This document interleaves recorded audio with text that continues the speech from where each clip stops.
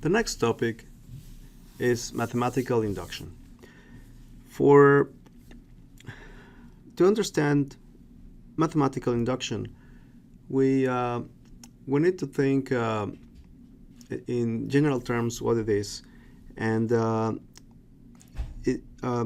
we apply mathematical induction in our daily lives. Every time we look at particular facts and we use those facts to come up with generalization of a situation, we are performing induction.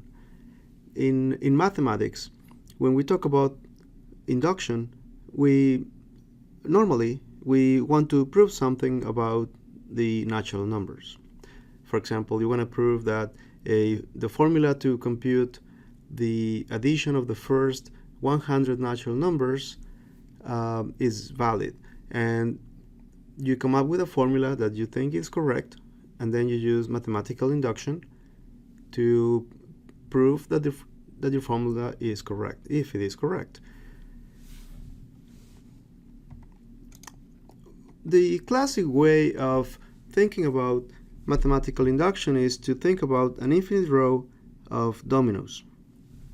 So when I say that you look at a particular situation and then you come up with a generalization of the situation, is this particular situation is the particular dominoes that you're looking at. If in your infinite row of dominoes you knock the first domino over, and then that first domino is going to knock over the next domino and so on, then you can infer that all the dominoes eventually will be knocked over. That is the typical representation of mathematical induction. So for the dominoes, you can think of they are the natural numbers. And knocking over a domino means that there is a predicate over that first domino, and if the predicate over that first domino is true, then the predicate over the second number is also true. And then you go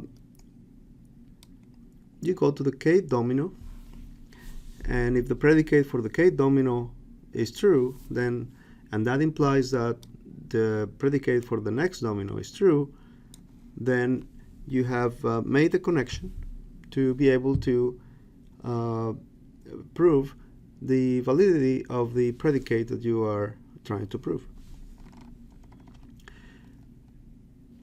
A formal representation of the principle of mathematical induction is as follows. Remember that normally you want to prove something about the natural numbers. So let's think about n as the natural numbers, and let's think about the first natural number as that you want to prove as number 1. So let's say you want to prove that a formula holds for all the natural numbers starting at number 1. Sometimes it could be number 10, number 20. It depends on the context, depends on your formula, but usually it's number 1. So prove that your formula, we'll call that formula P. Prove that your formula P holds for number 1. If that's true, then you go on to the second step. The second step is called the induction hypothesis.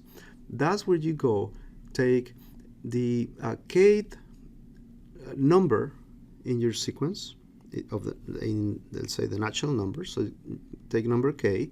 K is greater than or equal to your initial number 1, and then prove that if the formula for k holds, then the formula for k plus 1 also holds. By saying that the formula holds, what I mean is that the formula is valid. During the synchronous version, when we do the exercises, I will make sure that I point to this particular step, the induction hypothesis. Here is with blue color. And this is very important. Put a red flag here because it's a very common mistake students make. The induction hypothesis is a crucial step, and many students get that particular one wrong.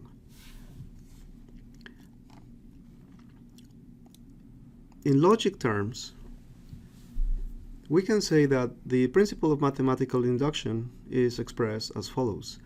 You have, let's analyze the part in between the square brackets here.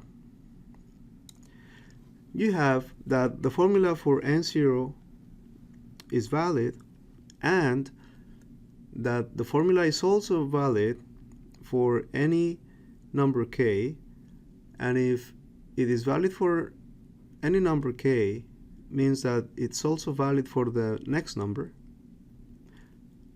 This is kind of the knocking over dominoes concept. Then this whole square bracket implies that the formula holds for all natural numbers. During the synchronous session, we're going to do a number of exercises, and the principle will become much more clear. If you have time, go back to your notes and review the use of the summation. Remember, you have indices, and these indices are used within the summation term. So make sure you understand this notation.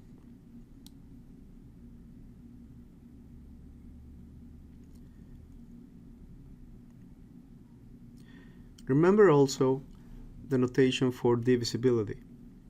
It's very important that you revisit these topics, and by the time you come up with the synchronous session, you have these concepts very clear, because then otherwise you might get lost during these exercises.